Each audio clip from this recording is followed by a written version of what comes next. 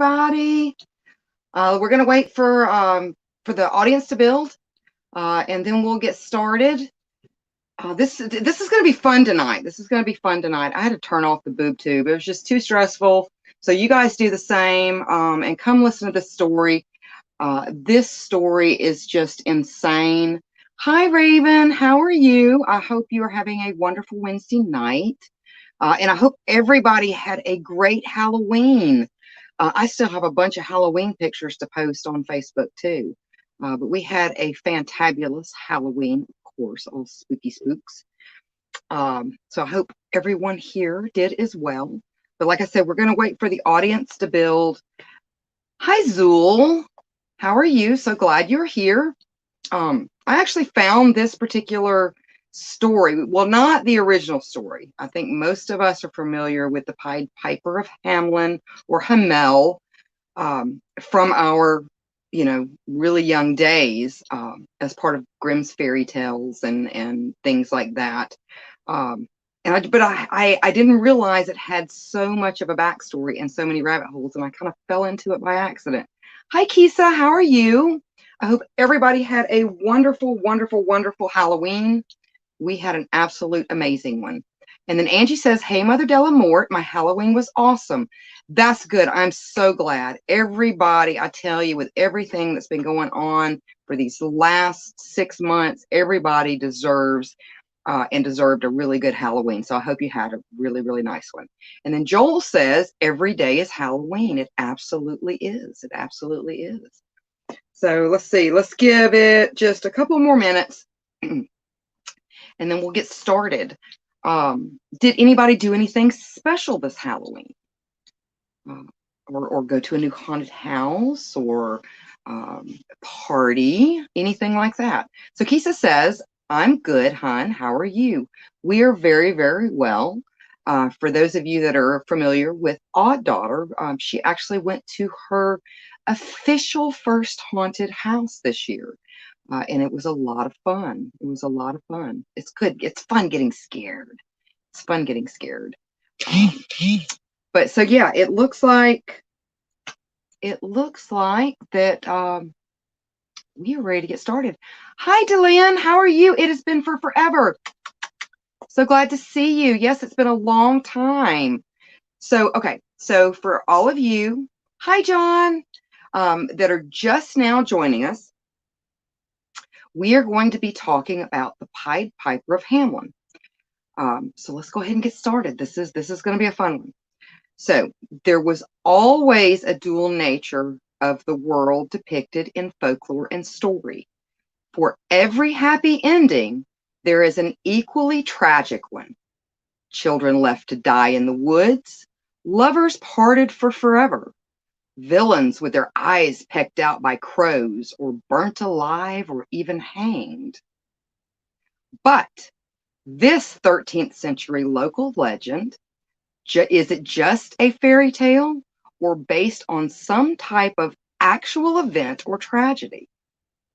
The Pied Piper of Hamelin, or Hamel, however you decide to pronounce it, took place in a small German town and has been shared orally and in written word for over 700 years. It has been written and rewritten many times, but in all that time, unlike most other fairy tales and legends, it's never quite been watered down. Like I said, like most that we are familiar with. And oddly, the story can be told in its entirety in just a few paragraphs. In 1816, Jacob and Wilhelm Grimm, better known as the Brothers Grimm, published The Children of Hamel, what we know again today as the Pied Piper of Hamelin or Hamel.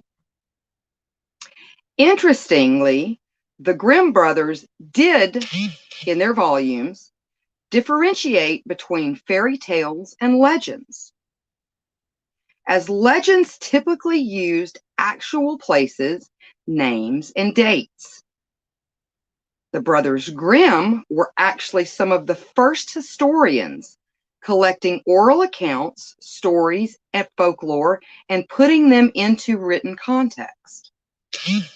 And they did much to help mold much of Germany's identity as what we know now as their spooky, kind of folklore and Black Forest and all that.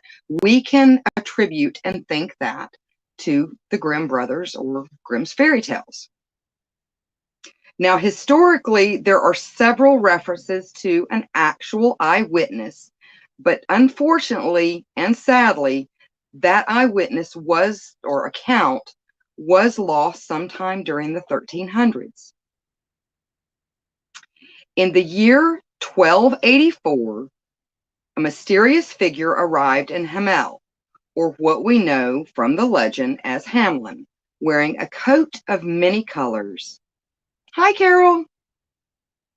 He was thought to be what was referred to as a rat catcher, as he promised to free the town of the plague of rats and mice for a fixed fee, which was agreed upon by the villagers. Thank you, Carol. He then pulled out a pipe, played a tune, and led the rats out of the town and to the river Visa, where he basically led them out to be drowned. After this was done, the townspeople, regretting their deal, refused to pay the piper, in which point the angry piper left the town of Hamelin. However, on June 26th of that same year, he returned.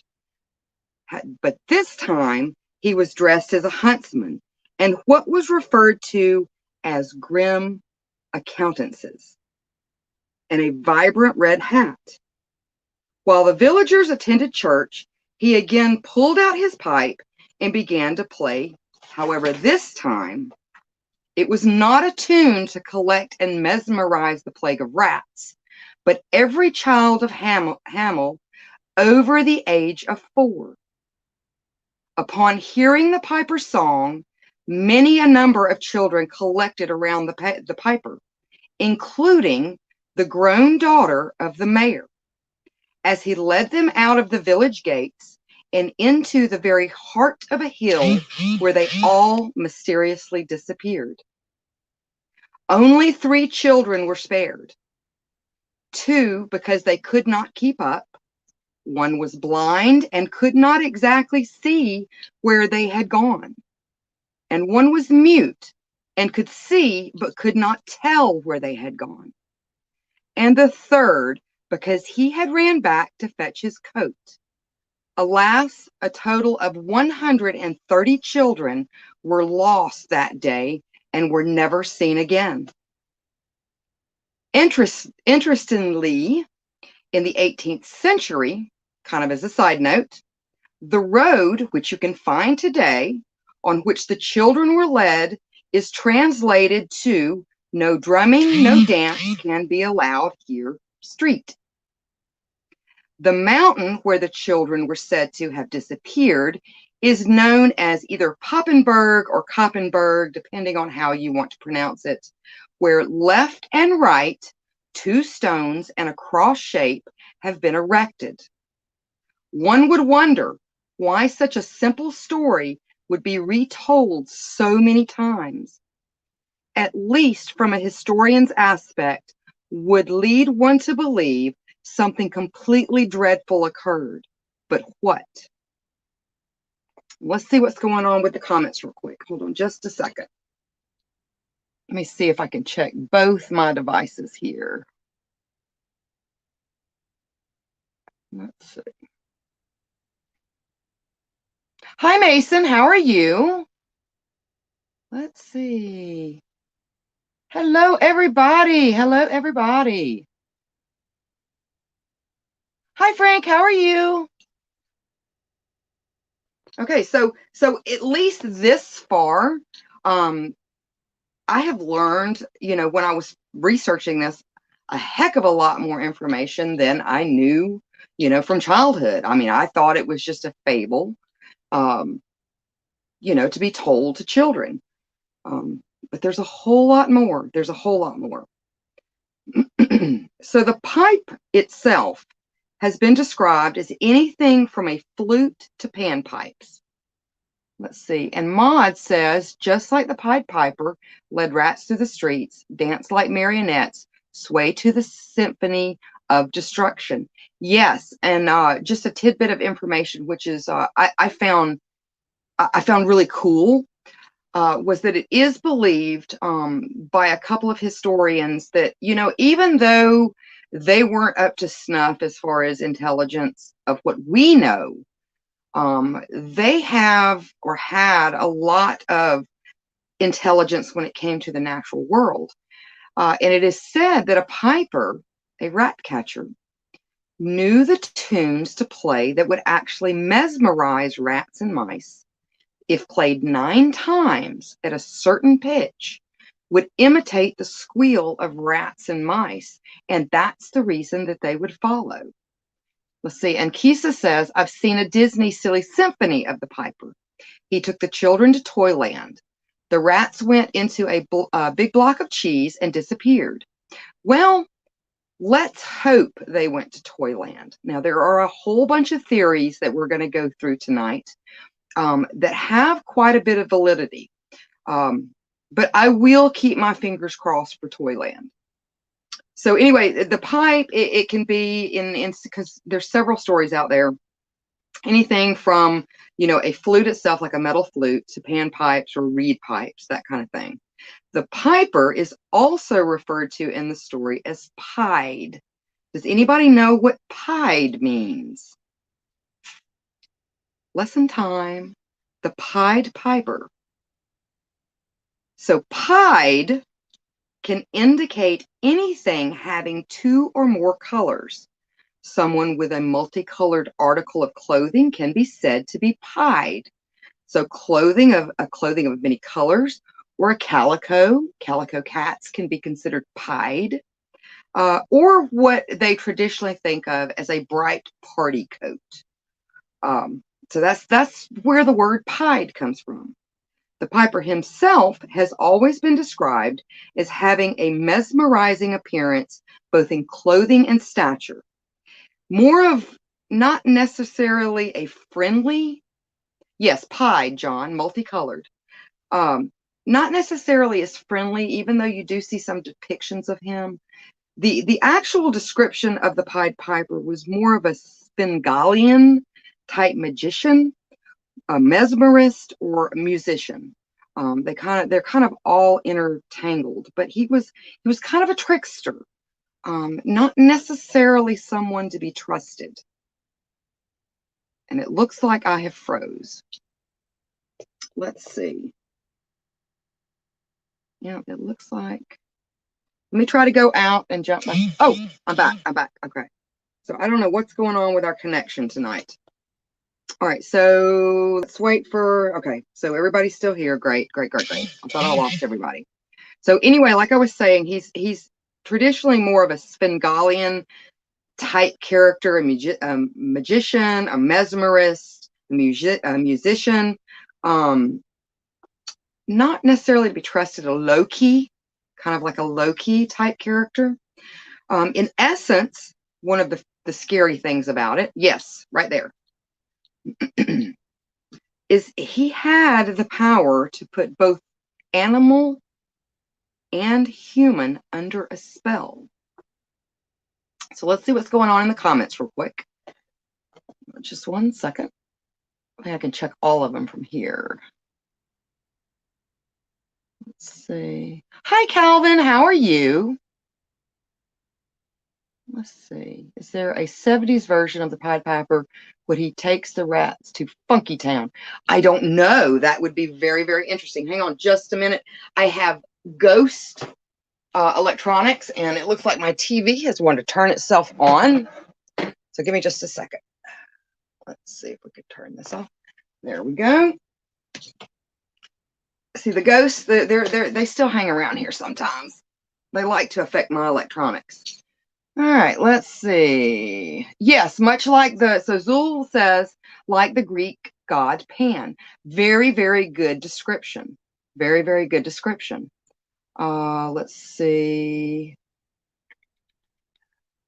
yeah, so I think that we've got those. So, and Angie says she remembers that cartoon.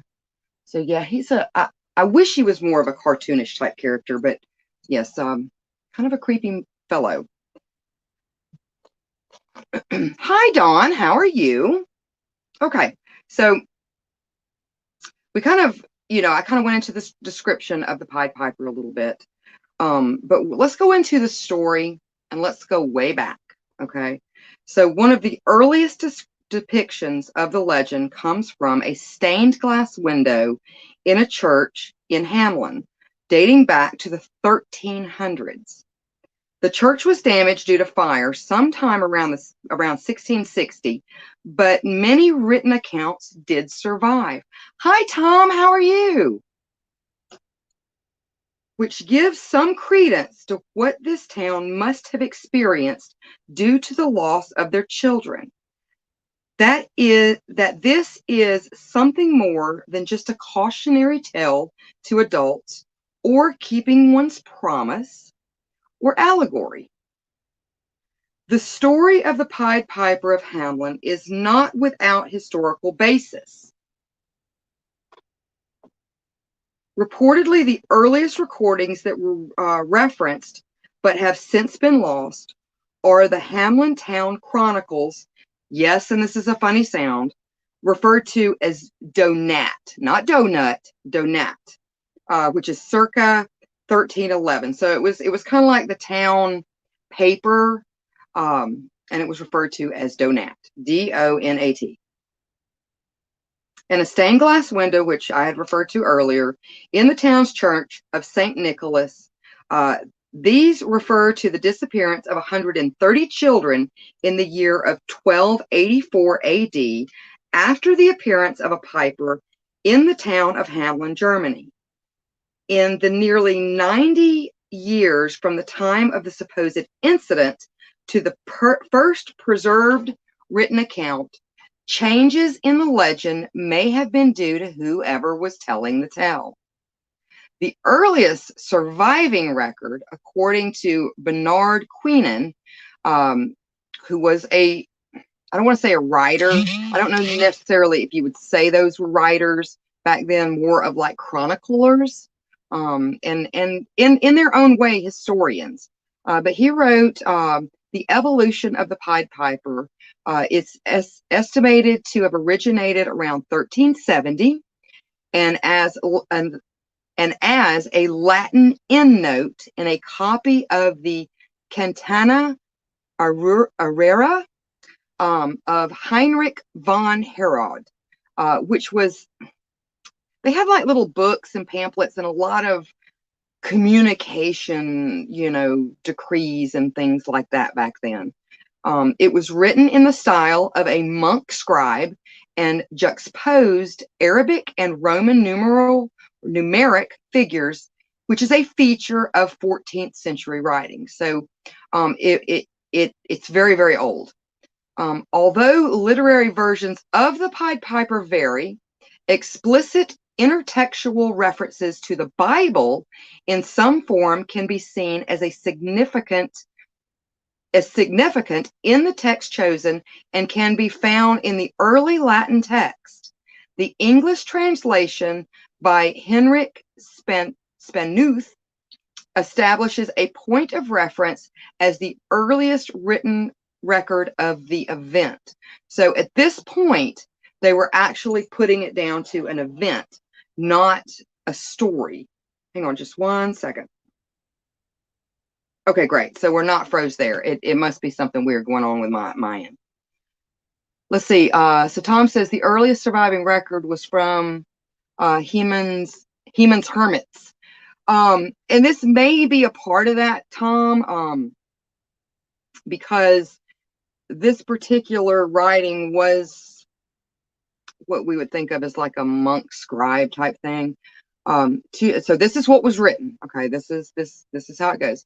To be noted is a marvelous and truly extraordinary event that occurred in the town of Hamlin in the Diocese of Minden in the year of the Lord 1284 On the very feast day of Saint John and Paul, a young man of 30 years, handsome and in all respects so finely dressed that all who saw him were awestruck by his person and clothing, came in by way of the bridge and the Vesser Gate.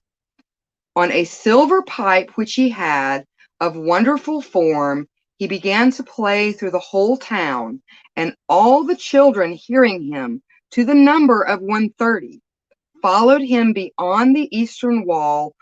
Followed him wall almost to the place of the Calvary or gallows field, and vanished and disappeared, so that nobody could find out where any one of them had gone. Indeed, the mothers of the children wandered from city to city and discovered nothing. A voice was heard in Ramah, and every mother wailed her son. And as people counted by the years of the Lord, or by the first, second, and third after a jubilee, so they have counted in Hamlin by the first, second, and third year after the exodus and departure of the children. This I have found in an old book, and the mother of Herr Jonan de Lude, the deacon, saw the children going out. So there's not only a reference to an earlier version, but the fact that Herr Joan de Lude's mother, because there are references to a babysitter basically, that actually was an eyewitness to what happened, who ran back to the village, were unable to catch up with the children, and ran back to the village basically to alert everyone. So let's see what's going on in the comments real quick, because I missed some. Let's see. Hi, Sid. How are you? Hi, Rebecca. Oh, so it was a joke. Well, Tom, there really was an earlier version. And, religion played a really large part back then. I mean, yes, there were a lot of these small villages and things like that still practice paganism and things like that. But if I'm not mistaken, this would have been about the same time as, Rome was established, and it was there. So there was a lot of things going on from like the 12th to the 16th century. A lot of stuff going on. Words are hard. Yes, sometimes they can be hard. Let's see. Okay.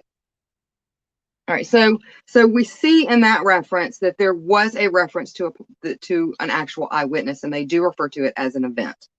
So sometime between 1559 and 1565, you find the next reference, and it would be in the Zimmerman's Chronicles. And the Zimmermans, it was a way of chronicling their family. They were a noble family, and so they would chronicle, they were like family historians.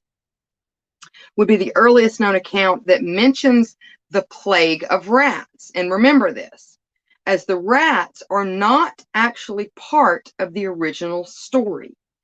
It would be almost 300 years before the rats show up in the legend.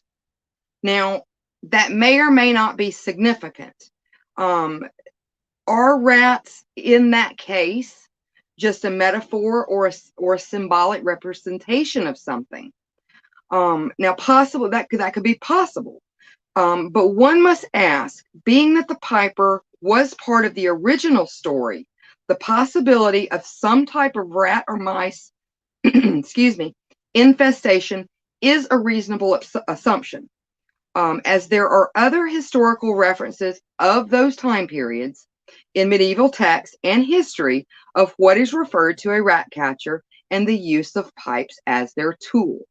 So just because in the oldest known recording that we have of it, hi JJ, that there weren't rats mentioned does not necessarily mean that there wasn't a plague of rats. Why else would the piper be there, or the rat catcher? So, there's assumptions, there's schools of thought and things like that.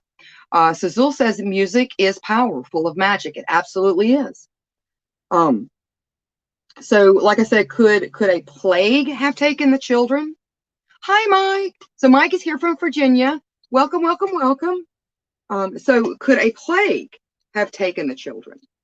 And it's used as like a metaphor or symbolic, or even possibly a tragic accident or disaster. And so JJ said, hi, Odd Mother. Hello, and thank you for joining us. So I'm gonna read you the next one. Now this is, whereas the little one, she is off doing her little one things. She usually only comes on with me for special occasions. So she's off doing her little, odd things that she does around the crypt. So, but she's around. She's around. All right. So I'm going to go ahead and I'm going to read you the version that was actually written by the Brothers Grimm, because it also lends additional information that may or may not have been in the original one, but was definitely not in the oldest recorded one. Okay. And remember all this stuff, because this is going to come up with a lot of the theories and stuff like that. And like I said, a lot of the theories are extremely valid as to what could have happened to these children. So Kisa says, like the Black Death. Yes, the plague. So this is what the Grimm brothers write. In the year of 1284, a mysterious man appeared in Hamlin. He was wearing a coat of many-colored, bright clothing, for which reason he was called the Pied Piper. He claimed to be a rat catcher, and he promised that for a certain sum he would rid the city of all mice and rats. The citizens struck a deal, promising him a certain price. The rat catcher then took a small fife from his pocket and began to blow on it. The rats and mice immediately came from every house and gathered around him. Hi, Connor, how are you? When he thought that he had them all, he then led them to the river Vesser, where he pulled up his clothes and walked into the water. The animals all followed him, fell in, and drowned. Now that the citizens had been freed of their plague, they regretted having promised so much money, and using all kinds of excuses, they refused to pay him. Finally, he went away bitter and angry. He returned on June 26, St. John's and St. Paul's Day, early in the morning at 7 o'clock. Others say it was at noon, now dressed in a hunter's costume, with a dreadful look on his face, and wearing a strange red hat. He sounded his fife in the streets, but this time it wasn't rats and mice that came to him, but rather children, a great number of boys and girls, from their 4th year on. Among them was the mayor's grown daughter. The swarm followed him, and he led them into a mountain where he disappeared with them. All this was seen by a babysitter who, carrying a child in her arms, had followed them from a distance, but had to turn around and carry the news back to town. The anxious parents ran in droves to the town's gate, seeking their children. The mothers cried out and sobbed pitifully.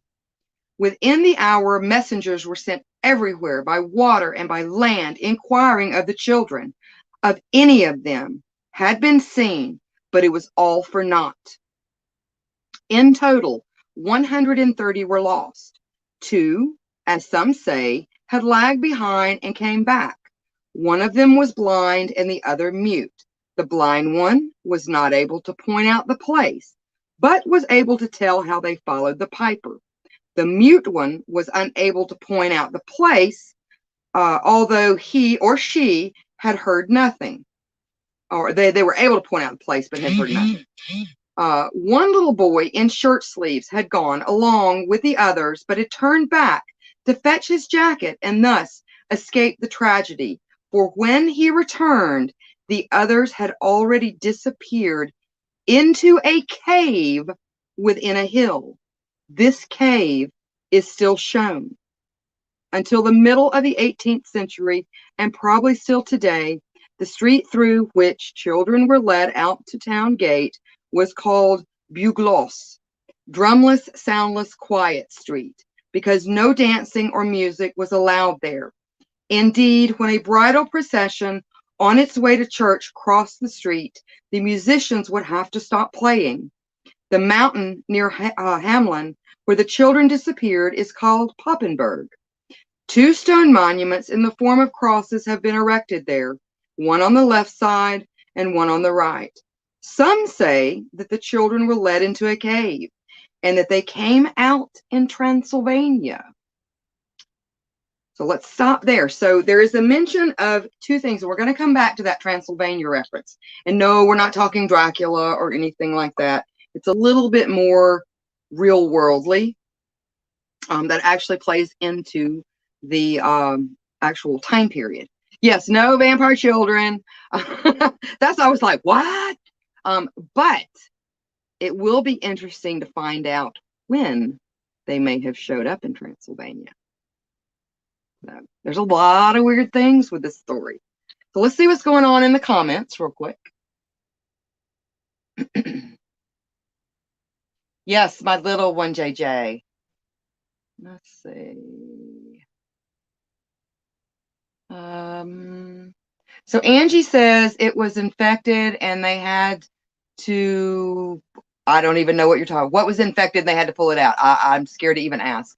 Oh, your gallbladder. I'm so sorry. I am so sorry. I've had friends that have had that problem, and oh my goodness, it's no fun. It's no fun. Let's see.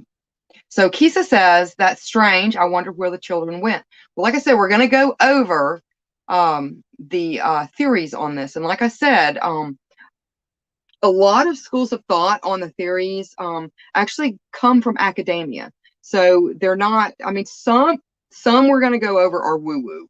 But there is some information tied to the woo-woo tales too. But we'll get to those here in just a moment. All right. Okay, so let's see.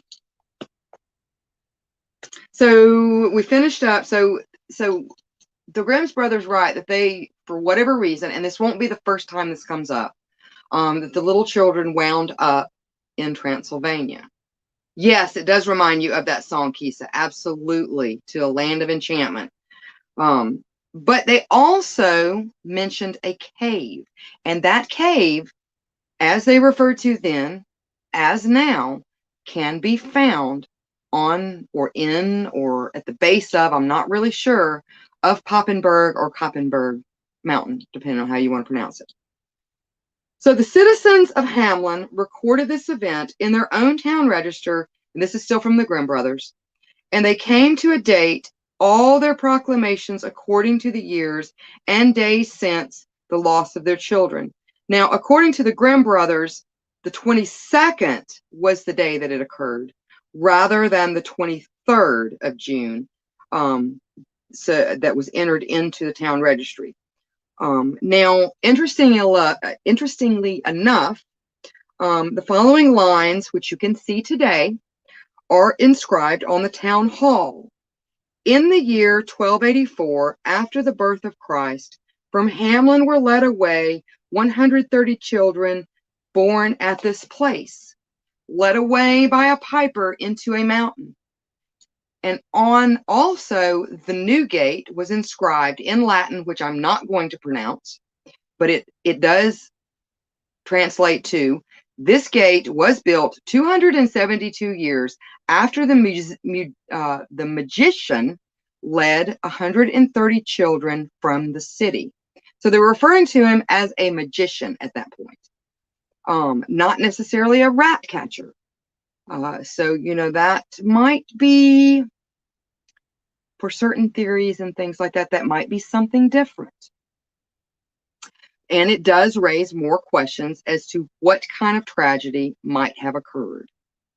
So, To also help to get a better understanding of what occurred in this event, one must also look at the treatment and or view of children during the 13th century Germany, as infanticide, absentee fathers, and a general disregard for children were it was commonplace. Children weren't very high on the totem pole, not the way we view children today. And there is a reference kind of to that in Robert Browning's poem, which seems to refer to the fact that the children now are in heaven and are better off for it. And I don't have a copy of Robert Browning's poem. It's very easy to find. It's probably about 7 paragraphs maybe, but it's a good poem. So now moving on, we're going to start getting into a lot of the theories and stuff like that. But let me check the comments real quick, and then we're going to start on this, because this was the fun part, really coming up with this stuff. And it might have you thinking for a while and coming up with your own theories. So let's see. So Kisa made an interesting comment. So his flute was like a wand, possibly, and it even puts into question why he was there. Was he actually a rat catcher? Was he there for another reason? And why did the children go with him? Did they go with him of their own choosing? Let's see. So Zul says, hold on just a second. We do not talk about the flute and wand. Yeah, and a lot of these stories may have been a way of the parents coming to terms with things that might have been too hard to acknowledge. That is something to keep in mind as well. Yeah, the Black Death song, Little Children. Let's see. Okay. All right. So let's get into kind of the academia section of this. So I'm going to refer back to this gentleman. His name is D.L. Ashleman. He is an American folklorist and writer. He is a professor emeritus of German at the University of Pittsburgh and is considered to be the leading expert on folklore and fairy tales. He has published a number of works on the genre. Now, the really cool part is because he is kind of an expert in this, as far as the Pied Piper goes, because he's got him on just so many different fairy tales and folklore and things like that.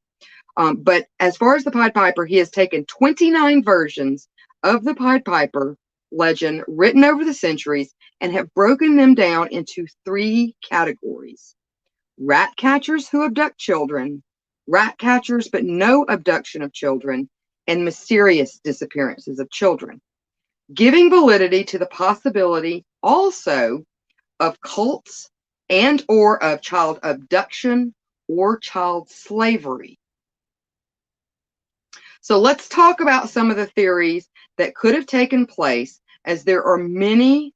We will start, of course, with kind of the low-hanging fruit, like I said, kind of the woo-woo, and we're going to move on from there to more of the that's possible as far as theories. So the first one that I have here is, and it's from a version of the Pied Piper. It's called The Devil in Hamelin. It was written by Hiob Fincellis in 1556.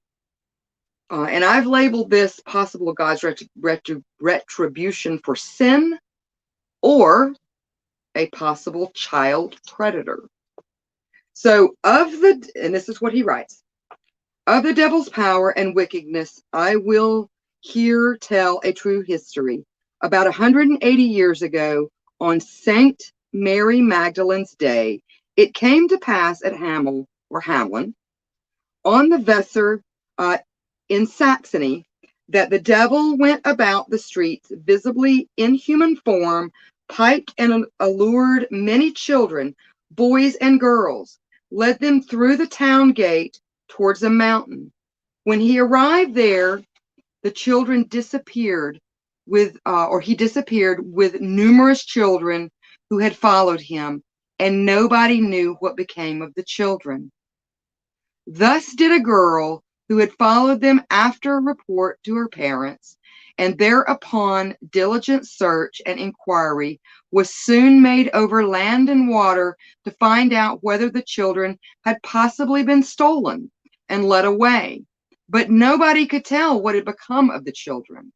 This grieved the parents terribly and is a fearful example of divine anger against sin. This is all written in the town book of Hamel, where many persons of high standing have read and heard it. So, this particular version could be seen as, did something occur in the case to where maybe, and we're going to get into it a little bit more, where maybe the children were sold, or maybe they were stolen, or maybe they were abducted. The problem with like a child serial killer and pedophile with this is that it would be really, really hard to like kidnap 130 children at one time and there not be any type of evidence left. Even if they entered a cave, eventually something would have been heard or would have been found. And this day and age, or that day and age, it just wouldn't have happened. It wouldn't have happened. And there's reference to the fact that someone saw this occur and ran back before running back to look for the children. So, you know, I would say like the serial killer angle, did it happen? Oh, I'm sure it absolutely happened back then. But in those numbers, even if it happened over time, you know, 130 children, that's a lot of children to go missing. And then, you know, a lot of people will say, well, what about like Elizabeth Bathory? You know, she is thought to have killed upwards of 600, you know, children or maidens, you know, to bathe in their blood. But in that case, that would be, you know, a whole lot different, being that the difference here is that Bathory she was a noble woman. And even if the numbers were upwards of 600, you know, children that she had killed or maidens, the way that it worked out, noble people and people of standing in the villages were sending their children to her. She wasn't going out necessarily, and there are some different thoughts on that, and actually abducting children. They were being sent to her, so there was like a lapse there of what happened to Sue. You know, she disappeared. It's a little bit different. So, you know, I don't know if a serial killer, like mass serial killer, would actually fall into what may have actually occurred as far as an event. Now, it could also, you know, it's telling that it's a possibility that the piper himself could have been an allegory or symbolic for the devil himself, who plagued upon the adults for some unknown or imagined sin. So, you know, that's a possibility too, that something occurred that the adults, for whatever reason in this town, felt personally responsible, and therefore, in order to explain to upcoming generations, or even, you know, mentally to come to terms with it, they invented more of a tale that shows the children being led away by some mysterious, you know, person, or something like that. So, you know, and everybody's going to have their own theories. Yeah, exactly. That is really creepy. That is that is really creepy. That's a creepy picture. So let's take a look at the comments real quick, and then we're going to get on to our next woo-woo theory. So Kisa says, yeah, very possible. Let's see. We do in this live feed. Okay, here we go. Do not talk about flutes. Oh, okay, I see. I see. Catching up on the chats. One of your teeth, Angie.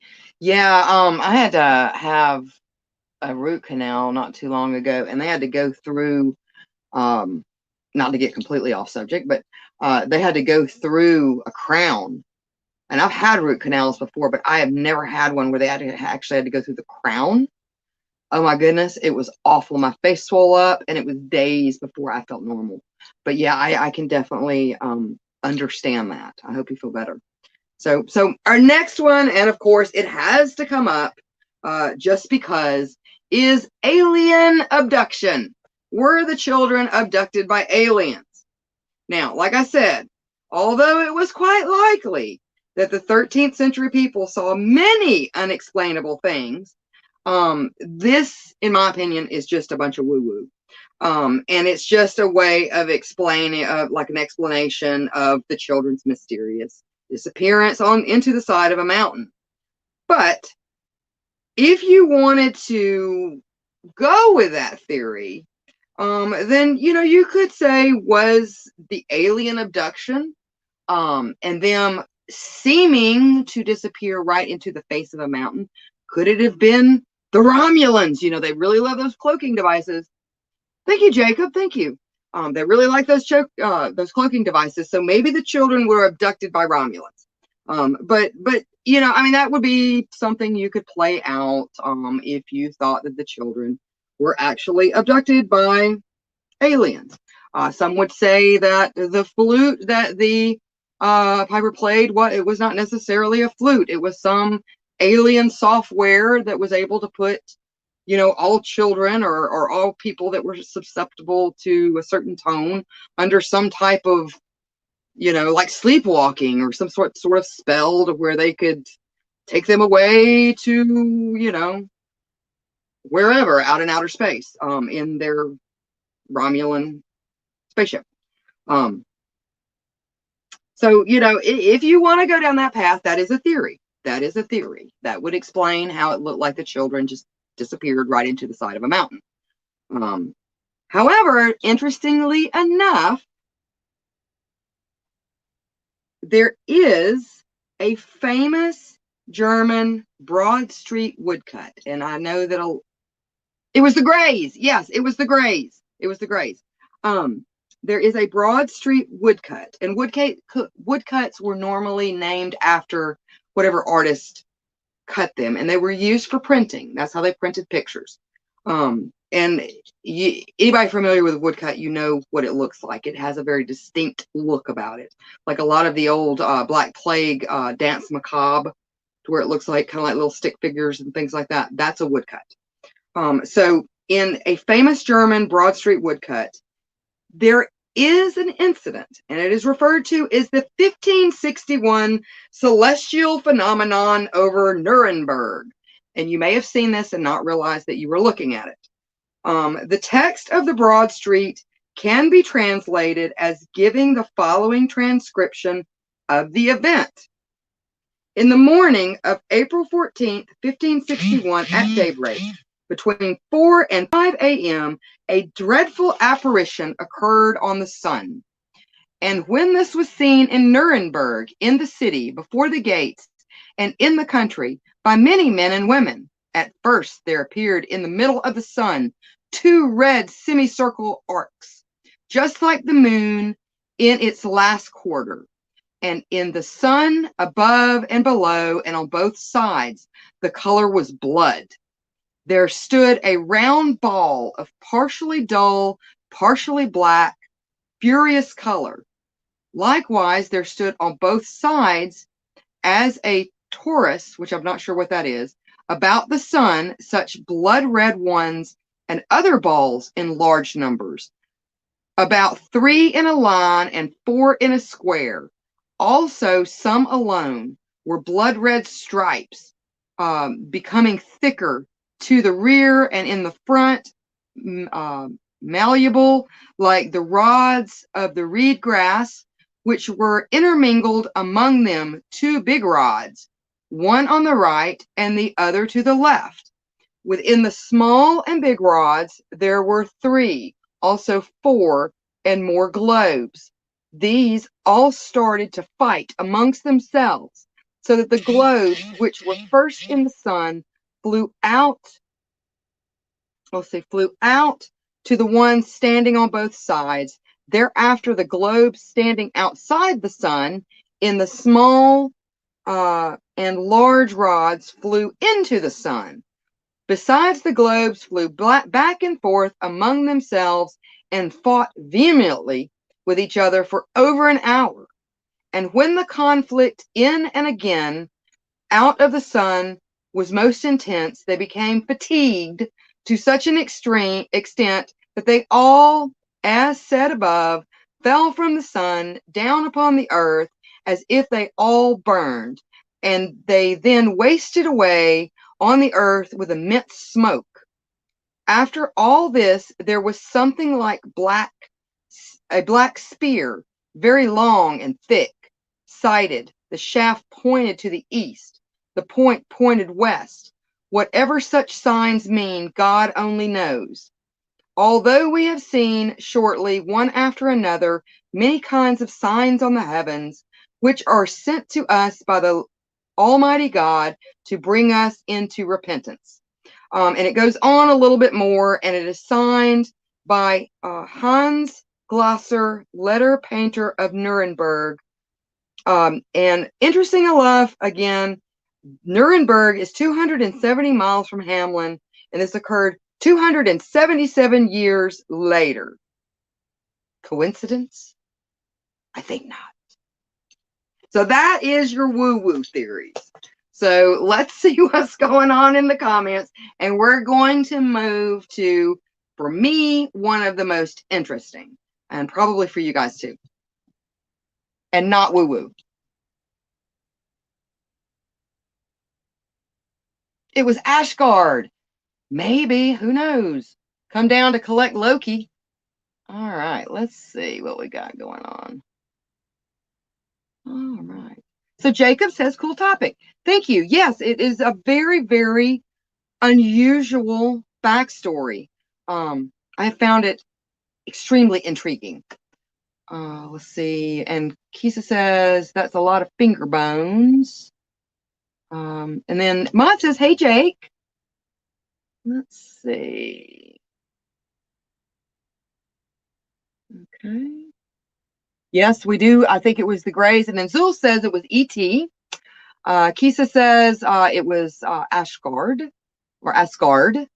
Let's see if anyone catches Stargate. Yeah, and there are some. I mean, if you want to get into like back to reality, they think that they may have been describing sundogs, but it doesn't necessarily explain them falling to earth and, you know, catching fire and smoking. So that is interesting. That is interesting. All right, let's see. And Azul says it was Al for E.T. Taurus like the bull. I don't know. I don't know. It wasn't written that way. Let me see if I can find it. I think it's just an old word. It's Taurus. So it may just be an old word, but I could be wrong. Let's see. Then Jacob says, if someone sent a collector tasked with taking a town's children, maybe as punishment, wouldn't have been so far-fetched for the time in Germany. That person maybe played an instrument that just was his thing. They could have been led into a cave, vanished into the side of a mountain where they were executed. I'm thinking of probable possible scenarios. And Jacob, you're not that far off with some academic theories. And we're going to get into those because there are a lot of reasons for children to disappear, whether of their own accord or not of their own accord, during 13th century Germany. Even 130 of them, because there was a lot, like I said, there was a lot going on back then. And then John says, every show is very interesting topic. Well, thank you. Thank you. Thank you. All right, so let's get into my favorite theory, the plague. All right, so this seems to be the most common backstory, the Black Plague or Black Death. The plague we are most associated with or have heard of the most, of course, is the bubonic plague. However, the Black Plague that we know that did its migration across Europe actually consisted of three types of plagues and maybe other diseases. There was the bubonic plague, which ironically, that's not the one that you can catch from sneezes.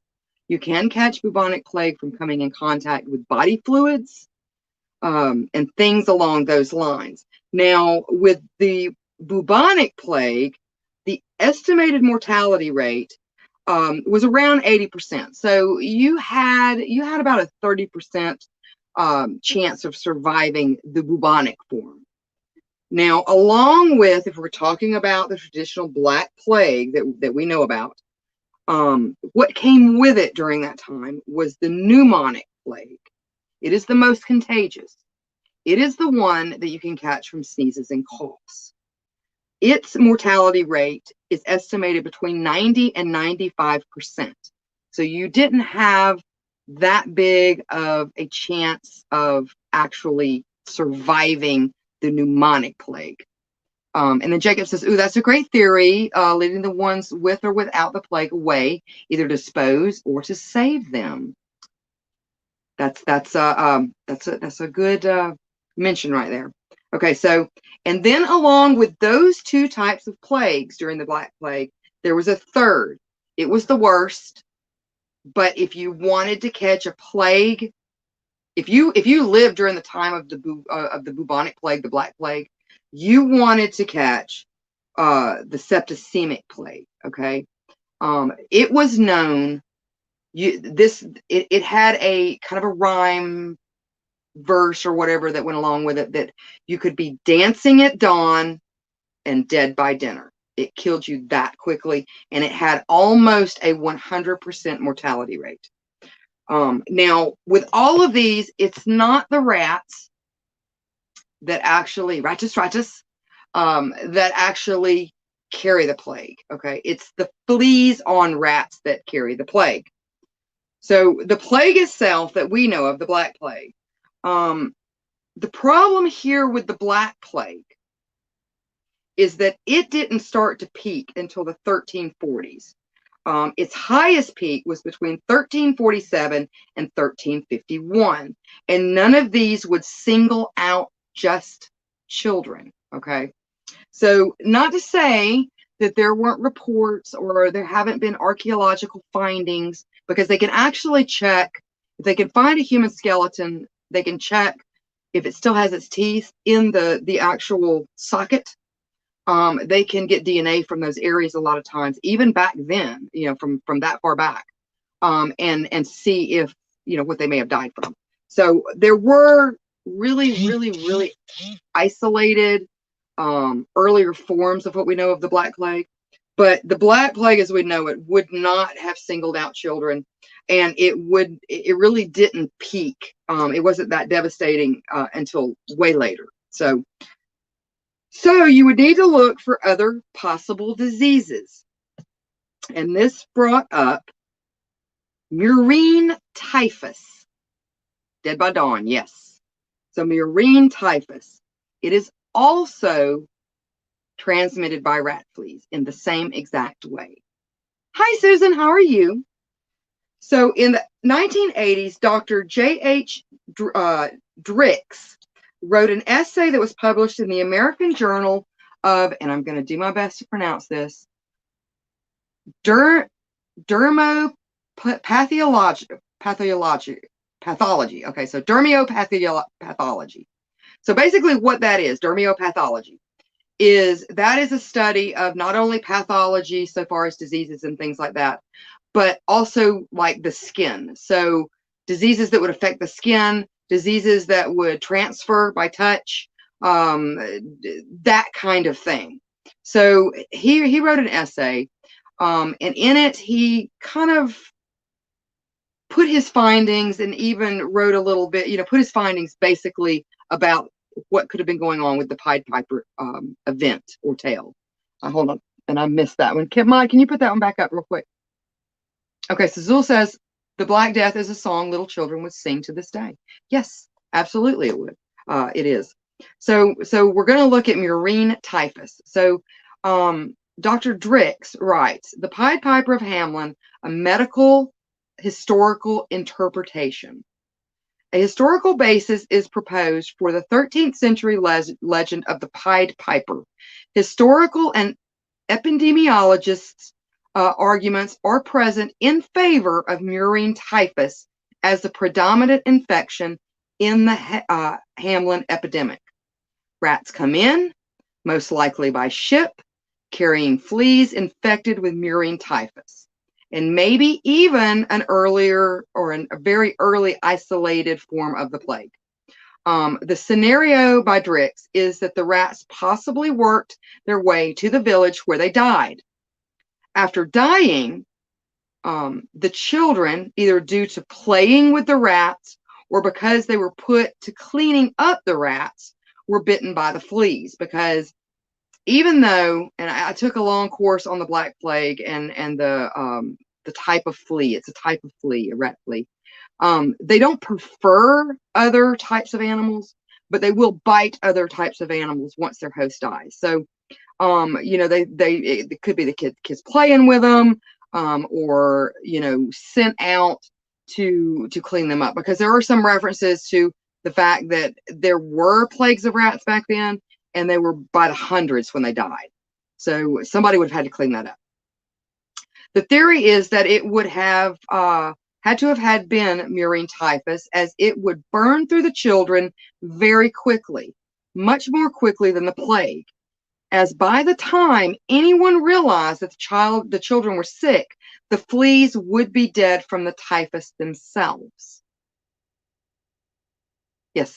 All right. Interestingly, yes, hold on. We're going to get you another peep. Time to go to sleep. Well, thank you for joining us, Tom. Thank you. So interesting enough, the symptoms, scarpotic mange, our latter being a form of scabies. Yeah, there's a lot of different things that they could have caught. But it seems like this particular doctor is, and well, not just him, but a few other epidemiologists are kind of zoning in and thinking that it really was, after arguments over it, that it was murine typhus, because it would make you really quick, really fast, and then you would die. Okay, so it could have infected the rats, which infected like a flea infected the rat that infected its fleas, and by the time they realized any child was sick who would have gotten bitten by the fleas with cleaning them up, the rats and the fleas would have already been dead. So it explains being able to burn through the children before it actually got a lot of the adults. Okay. Interesting enough too with murine typhus is that the symptoms are red, pink, and purple splotches on the skin that would lend itself to the pied look or description. And in the end, a total of 130 children were lost to typhus. So Drix writes, it is suggested that the children actually died in an outbreak of this disease. The association with rats points to the rodent-borne infection, and the pied or molted coat of the piper seems to indicate a disease causing conspicuous macular lesions. This would also explain why the piper also took the mayor's grown daughter, as it was often customary that a noblewoman or person, family of someone in a position of power or rulership, would have helped to administer help or reassurance to the sick, meaning that it would have been possible that she too could have been infected early on with the murine typhus before it actually they realized that a total of 130 children actually had contracted the disease. So that does make sense. So Drix also concludes that this would, Drix's conclusion would be that the children were buried in a common grave at the site of the legendary disappearance at Mount Koppenberg, deep in a cave to avoid further infection. They were entombed. Now, also related to murine typhus, Dr. Drix's hypotheses is that murine typhus could leave, if you survived it, which was very rare, but it could leave one afflicted with permanent blindness or deafness, which would kind of explain the reference to the blind child and the deaf child.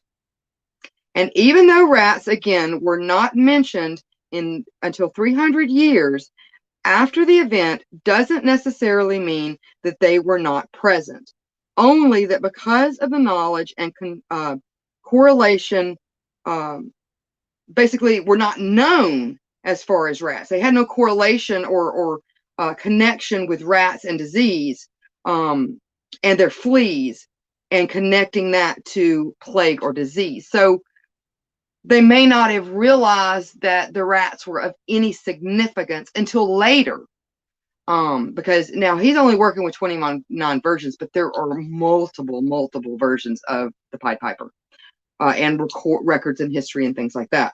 So it could have been they just didn't see the association between rats and the disappearance of the children until later on, and that's the reason the rats show up later on, through some 300 years after the fact. In essence, what many assume that the rat catcher or piper was an actual presence and that the rats were symbolic, it could have very well been the other way around. That the piper, in fact, was meant to be the embodiment of death, and the connection to the rats were made at a later date.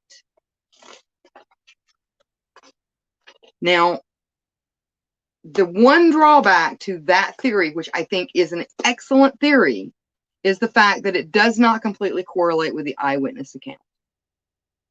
So if you acknowledge it, which it has been acknowledged by several historians as an actual event, what the event was, nobody knows really, but that it was an actual event that seems to have had an eyewitness. So let's see what's going on in the comments, and then we're going to get to poisoning and the dancing disease.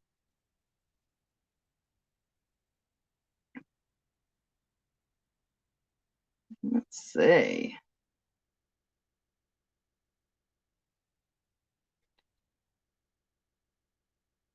Yes, ring around the rosy. Achoo, we all fall down.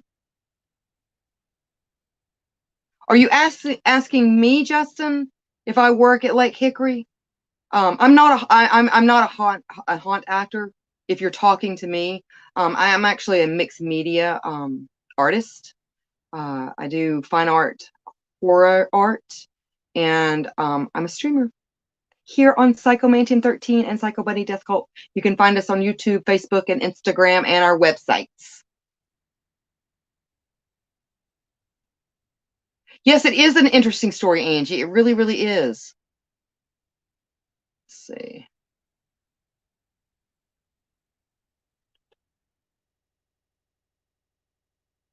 And then Frank says, "Oh my goodness, Frank, you're always so funny. I saw a movie once about the dancing disease. It was called Footloose. Footloose." Of the song. All right. Okay. So we're going to get to the dancing disease and poisoning.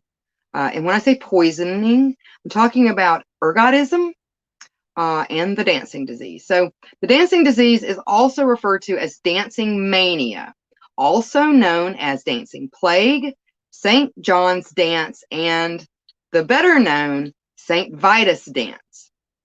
It was a social phenomenon that occurred primarily in mainland Europe between the 14th and the 17th centuries. But it did happen before that too. There are records way before the 12th and 13th century on the dancing mania. It involved groups of people dancing erratically, sometimes thousands at a time. The mania affected men, women, children, and children who danced until they collapsed from exhaustion or worse. Often, interestingly, musicians accompanied dancers due to the belief that the music would help to treat the manias, but this tactic sometimes and often backfired by encouraging more to join in. So it just made the mania bigger. It was like a big mass psychosis. The earliest known outbreak of dancing mania occurred in the 7th century, and it reappeared many times across Europe until about the 17th century, when it stopped abruptly. It just stopped. During the 13th century, including one in 1237, in which a large group of children traveled from Erfurt, Erfurt, to Arnstadt, which is about 12 miles, jumping and dancing all the way. During the 13th century, including one in, let's see, we already did that, okay. In marked similarity to the legend of the Piper of Hamelin, a legend that originated around the same time. So they're referring back to that 13th century occurrence, where a large group of children traveled 12 miles, jumping and dancing all the way. Another incident in 1278 involved about 200 people dancing on a bridge over the river Meuse, resulting in its collapse. Many of the survivors were restored to full health at a nearby chapel dedicated to St. Vitus, so probably where it got its name. The first major outbreak of the mania occurred between 1373 and 1374, with incidents reported in England, Germany, and the Netherlands. The creation of Soul Train. There you go. This is where it started, that or the Macarena. Let's see. Okay. The outbreaks of dancing mania varied, and several characteristics of it have been reported, generally occurring in times, and this kind of goes back to the idea of the event, actually. Generally occurring in times of hardship. Up to tens of thousands of people would appear to dance for hours, days, weeks, and even months. Some dancing until they even broke bones, broke their ribs, and sometimes collapsed and died. The boogie woogie flu. There you go. They had the boogie woogie flu. So, could it have been something like that? Maybe. And, there is already reference to the fact that dancing mania had affected, children only. But, you're talking, I mean, if they were a 4-year-old, they're not going to be able to keep up very long. I mean, yeah, they've got a lot of energy, but even, dancing 12 miles, that's a long way for someone, 4, 5, even 6, so, could that have happened? Maybe. Would they have been able to get that far? I don't know. I don't know. We're going to get into some other things a little later that involve children going far, far away. But I think probably, the dancing mania, I don't know how high up on the percentages that would be, but it's a possibility. The interesting thing, though, too, is that I did read when they were talking about the descriptions of the dancing mania, that for whatever reason, people that are afflicted with the dancing mania don't like the color black. They don't like pointed shoes. They like to have their feet on the ground. If you're not dancing with them, they really don't want to have anything to do with you. They basically like snub you, like something's really, really bad wrong with you. So those were some of the symptoms that were recorded back then. So let's get into ergotism, or ergot poisoning.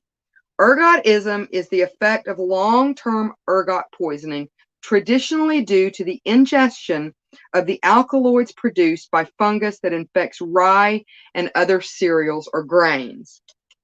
Some of the common symptoms include conjunctive symptoms, including painful seizures and spasms, diarrhea, itching. Mental effects include mania or psychosis, headaches, nausea, vomiting, usually with the gastrointestinal effects preceding central nervous system effects. Dancing madness. Okay, so let's stop there. I did want to say dancing madness, even to this day though, it's never been solved. It's still not understood. So kind of going back to the dancing madness. But as far as the ergot poisoning, it's got to be due to like long-term ergot exposure. Yes, children will probably show signs of it sooner than adults. But if it were to, unless it was just something that only the children ate, and that type of grain was only used for the type of food that only the children ate, it doesn't make a lot of sense. It would have affected a lot more adults. And plus, as you can imagine, there would have been a lot of diarrhea and vomiting, and that would have gotten really messy with 130 children. It just doesn't seem like, again, real high on the percentages, because it also, along with that, you'll get almost like symptoms of leprosy, to where it starts affecting the skin, the feet, the fingers, things like that. So it would have been very, very painful to walk on. So I don't think, because that's kind of a run to when it comes to like something they could have ingested. Everybody's like, well, ergot poisoning. But I don't think in this case, because whatever happened seemed to have happened all at once, and it seemed to have happened to a lot of children at one time. It doesn't make a lot of sense. So Jacob says, well, rickets might not be that uncommon at the time. That's true.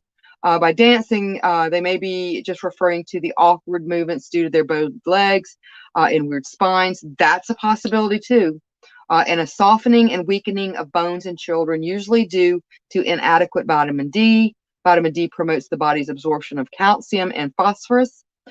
Extreme or prolonged lack of vitamin D makes it difficult to maintain proper calcium and phosphorus levels in bones, which can cause rickets, and why they would have had a vitamin D deficiency. That's a possibility. I mean, that's an absolute possibility. I mean, there's a lot of different things to consider, but all at one time. I mean, with rickets, again, I just wonder if it would have, again, I am no doctor or specialist. I'm just trying to think logically on this. If they would have been able to make some sort of pilgrimage out of town, or if in fact the Pied Piper is some sort of symbolic death symbol, and they, I don't know, all died at one time. I don't know. Yes, I'm not a doctor. I only play one on TV. There you go. But I'm sure that rickets were very common back then. And may have even explained like the blindness and the deafness too. All right, so we've gone over poisoning and the dancing disease. Let's get into famine, child abduction, and relocation. And hold on just a minute. I have got a piece of fuzz in my throat. And I want to read the comments real quick too. Hold on just a second.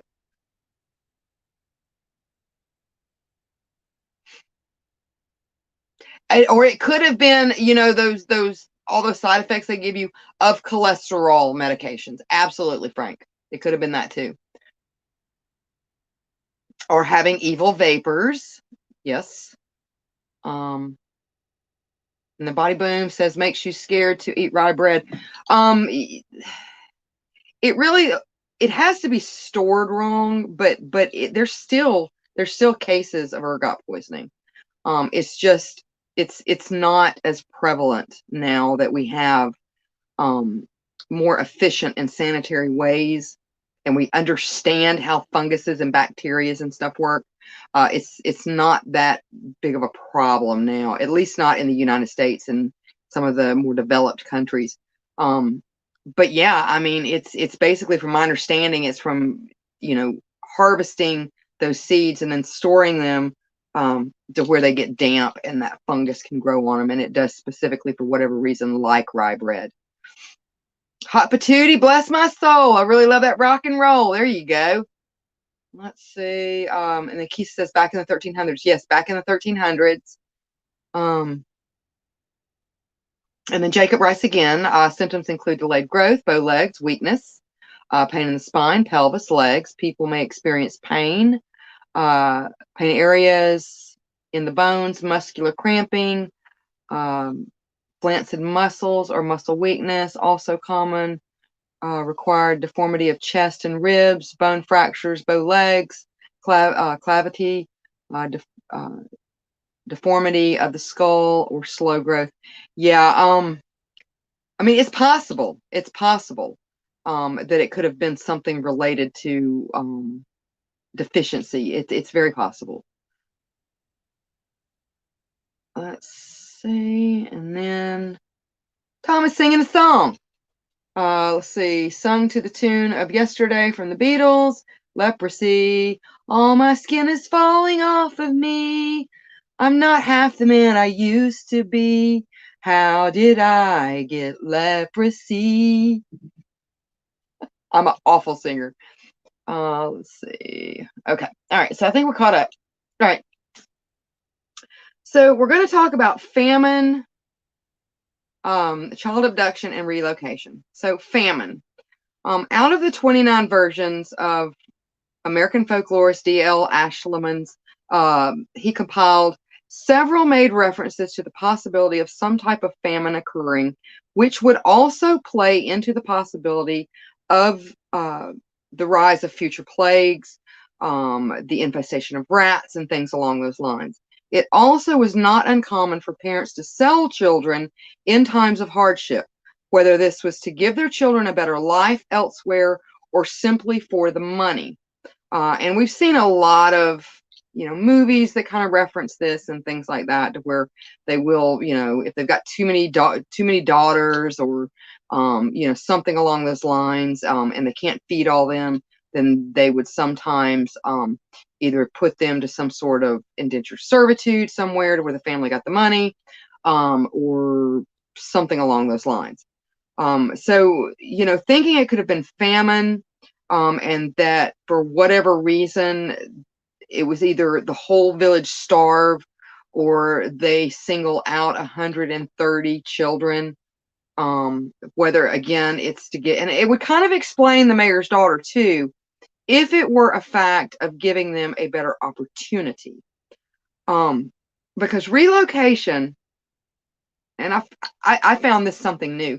Relocation was a thing that the lords and a lot of the noble people would do back in those times, because they wanted to basically like inhabit parts of a particular country, their country, and kind of break up so there wouldn't be a whole lot of like the interbreeding and things like that. I mean, they basically treated their subjects as cattle in a lot of ways. So they would have these people that would come around, and they were called relocators, and they would be brightly dressed, finery.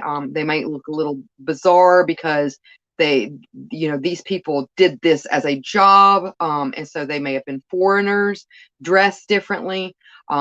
They may have played drums. They may have played flutes. There's a possibility the piper himself could have, hi Ken, how are you? Could have been a relocator. Okay. This also brings up the references, and like I said, there's a couple of references in a couple of different versions where they talk about Transylvania. Okay. That's a possibility. Now, I'm going to get into this one though, that has to do, did I miss it? Oh my goodness. We're talking about Transylvania. So there was, and I want to make sure I didn't miss it. There was a letter that was written that talked about, and let me see if I can find it.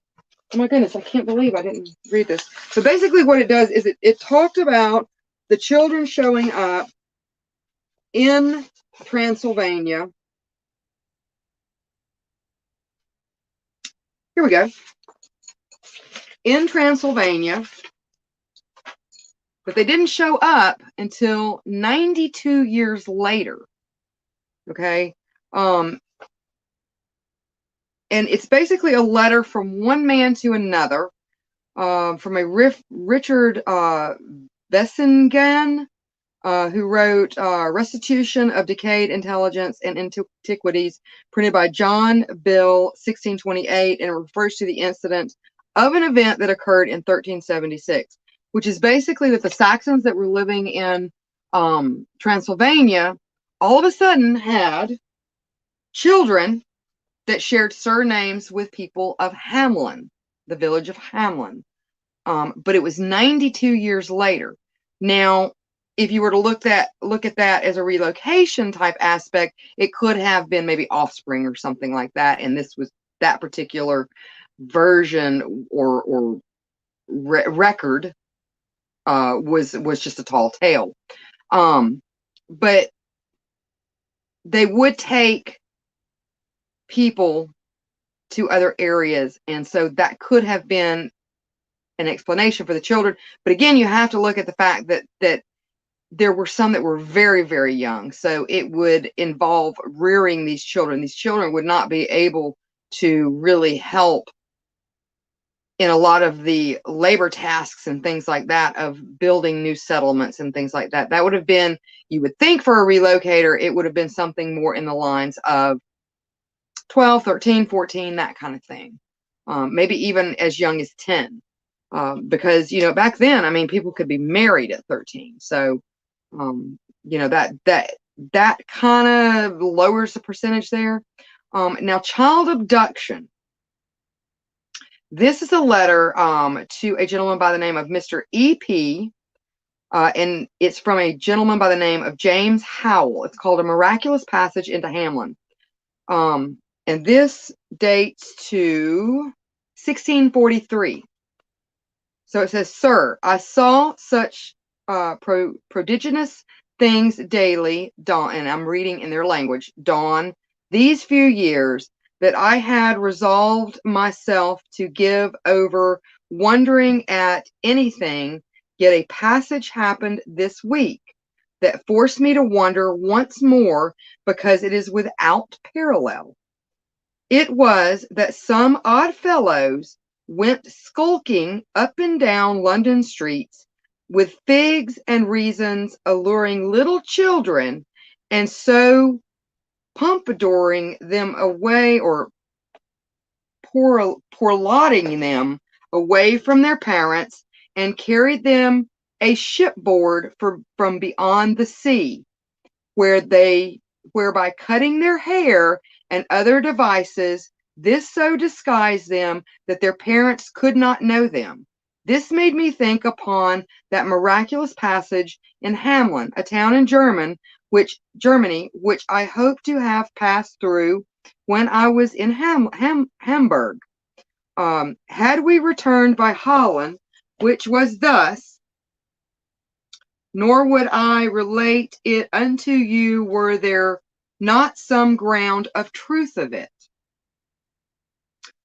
The said town of Hamelin was annoyed with rats and mice, and it chanced that a pied-coated piper came hither, who covenanted,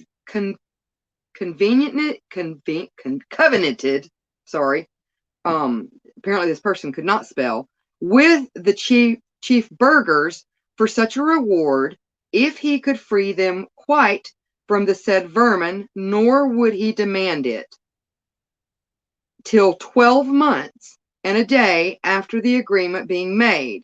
He began to play on his pipes, and all rats and mice followed him to a great laud hard by, where they all perished. So the town was infected no more.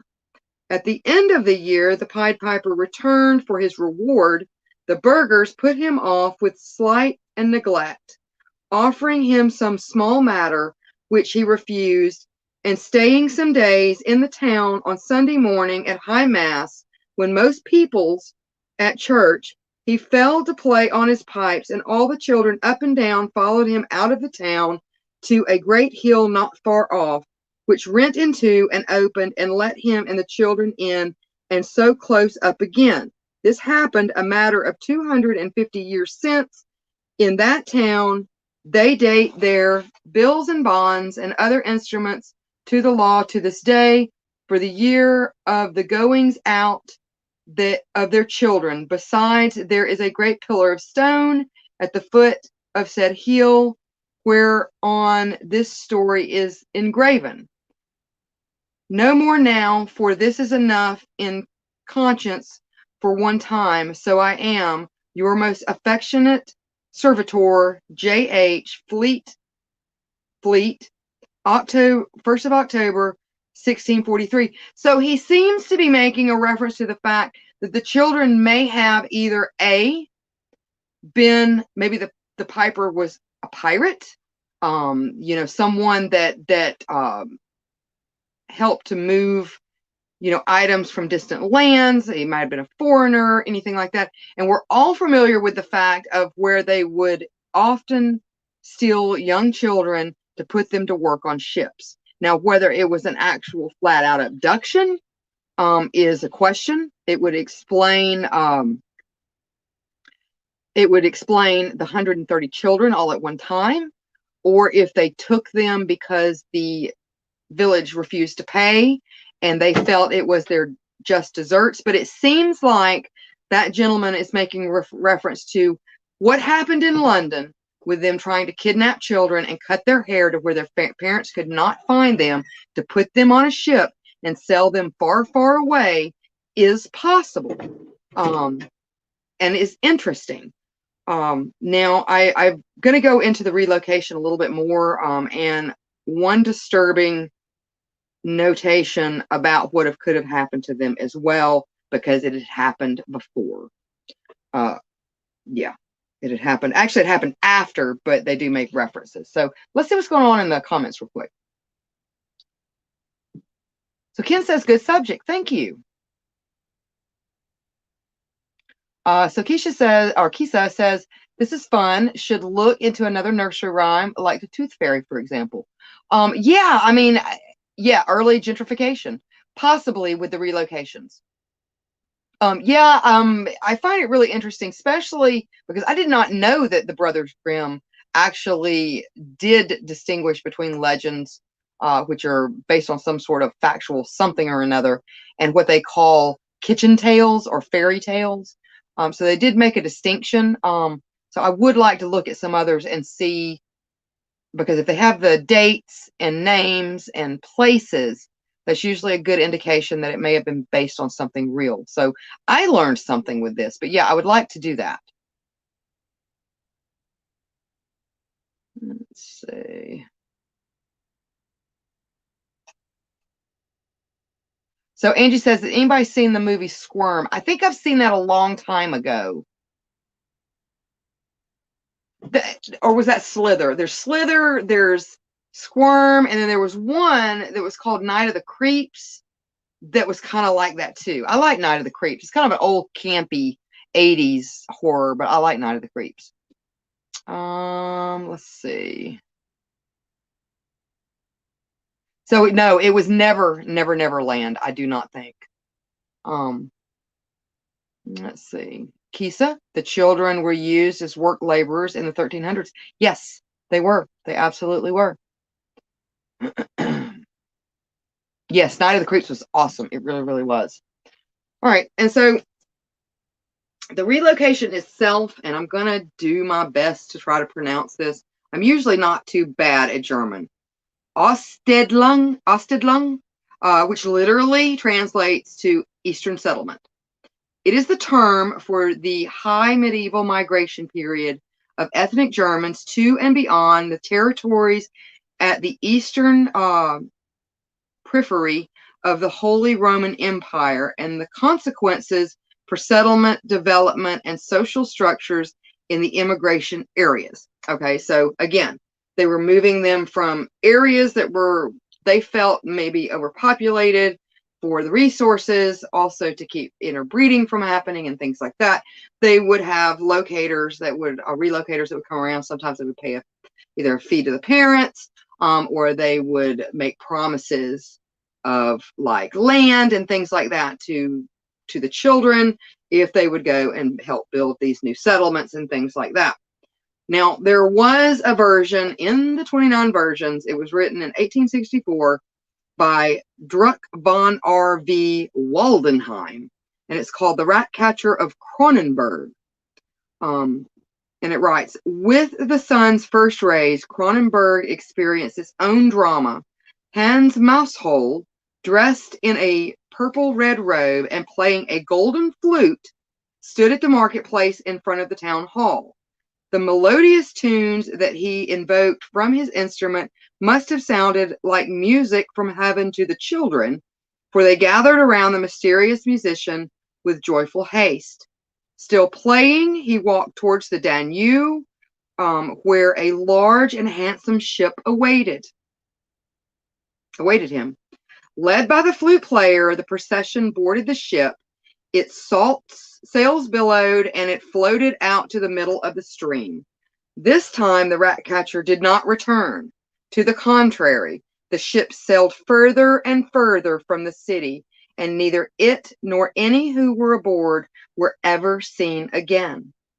Many years later, the horrified citizens of Hornburg received news that in that same year, a large number of children had been placed up for sale in the slave markets of Constantinople.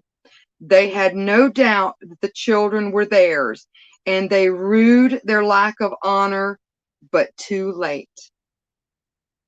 So, yeah.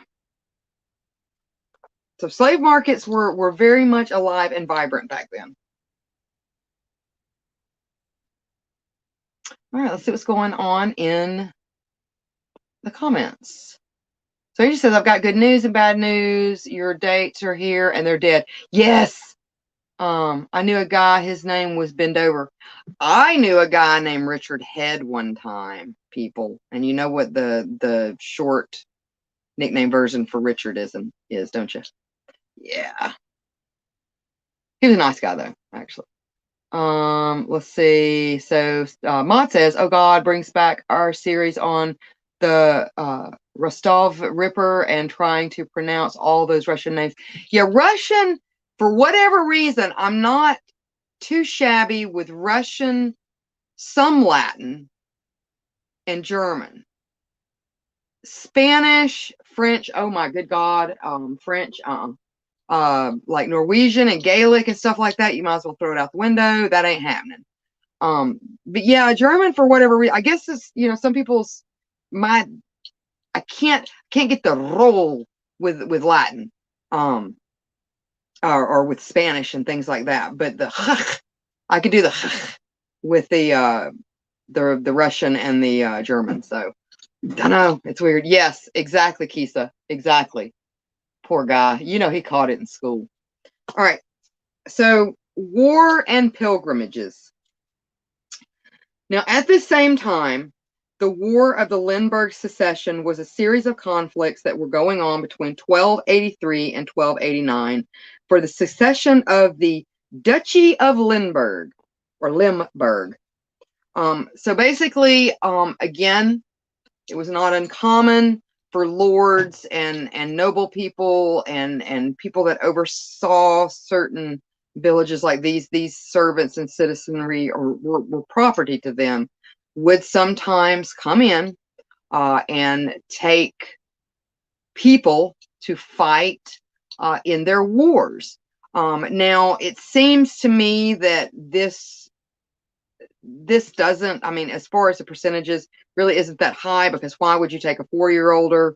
That really doesn't make a lot of sense. It seems like you would take, the more stronger boys and things like that.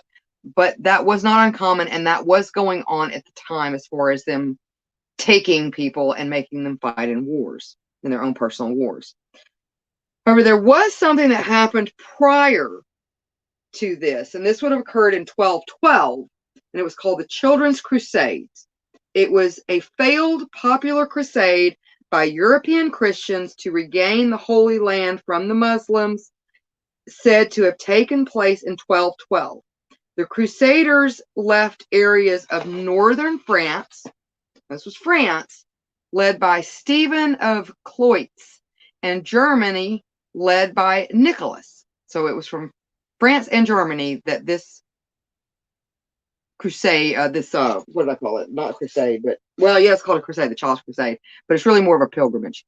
The traditional narrative is likely conflated from some factual and mythical events, which included the visions by a French boy and a German boy, an intention to peacefully convert Muslims in the Holy Land to Christianity, bands of children marched to Italy, and children being sold into slavery. Many children were tricked by merchants and sailed over to what they thought were the Holy Lands, like they were on their crusade or their pilgrimage, their child's pilgrimage, and along the way they were tricked into slavery and sold into slavery by merchants and sailed over to what they thought were the Holy Lands, but in reality were slave markets. So again, that goes back. We know now that the slave markets were going on even prior to the Pied Piper of Hamelin.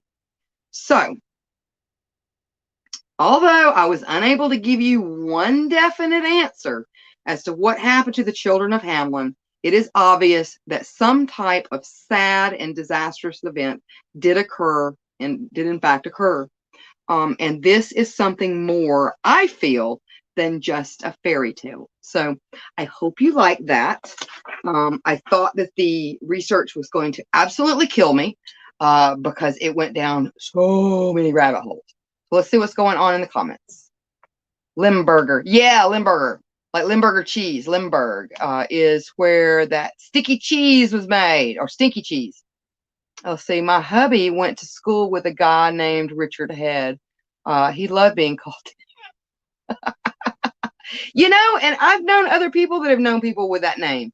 I don't know. Either it was just not well thought out by the parents, because, or they just didn't realize that Dick is short for Richard. I don't know. Or maybe it's like the boy named Sue. Maybe they did it intentionally to build character. You know, if I would give him a name like this, he's going to have to learn to stand up for himself. So maybe that's the case. I don't know. Jacob said that was great. Well, thank you. Good night, Zool. Thank you for joining us. Let's see. Angie says not sure what that is, but it doesn't sound good. What, Limburger cheese? It's just real stinky. It doesn't taste bad, at least not to me. I like cheese. I'll try. The only kind of cheese I'm not too fond of is brie. Like the really, really runny, soft brie, I don't like. I don't like really, really runny, soft brie, but I like the firm brie. But Limburger, it smells bad. It smells like feet. Well, good. I'm glad you guys like that. And please, if you're new, like our pages, visit our websites. Because we're here, we have so many talented content artists that are here throughout the week. And I think the next one, let's see, today's Wednesday. So tomorrow we have a band, and they can rock it out of the park, especially with some Janis Joplin. If you like some old school Janis Joplin, things along those lines, they play a plethora of different stuff. But Stray Hair will be live for us tomorrow night, starting at around 7:30 Central Standard Time, here on Psychomantium. And we will share that out on Psycho Bunny as well as Psycho Bunny DC. And then Sid will be the Into the Fire, his program Into the Fire will be on Friday. And I do believe that is Mikey going to be on Friday or Monday? So Doomsday will either be on Friday or Monday, but we'll get those advertisements or ads out. The Random Show will be taking a little bit of a break, but I think that they are back on Sunday with the Roots Bleed Red show. And that'll start our week all over again. So definitely tune in. And we'll also be having the Midnight Movie coming this Friday too at midnight.